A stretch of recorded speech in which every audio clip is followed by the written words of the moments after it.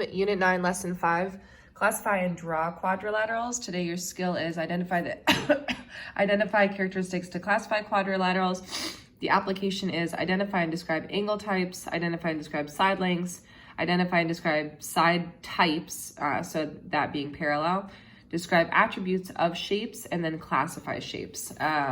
So all of this is leading in order to be able to identify the characteristics to classify quadrilaterals. Each of these are the application of that, because each of these are characteristics. Describing the attributes is describing the characteristics, and then actually classifying the shape. And so these are not steps, they're actually like the individual application components. Your questions today: what do I notice about parallel sides, equal sides, right angles in this quadrilateral is actually just not good.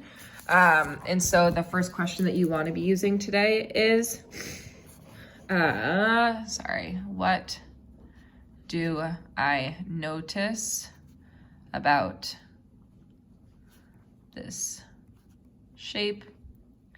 Can't write sides and angles. Question 2, based on those attributes, how can I classify? Question mark. These are stronger because this one actually leads and gives answers. So the second question is good, the first one's bad. So today, you want to build out a kid's understanding that a trapezoid has some of the least attributes, and each time you move up in this list, you're actually incorporating more and more attributes to describe the type of shape.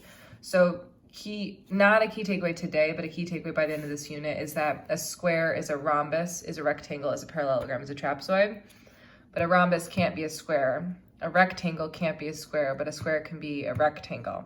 The reason for this is the limited characteristics. The reason why a square can be a parallelogram is because a square has two sets of parallel sides, so does a parallelogram. But a parallelogram can't be a square because a parallelogram doesn't have to have all equal sides.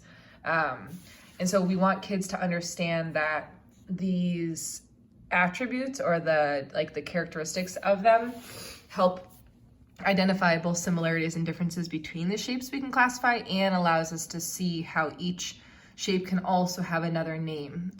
So yeah.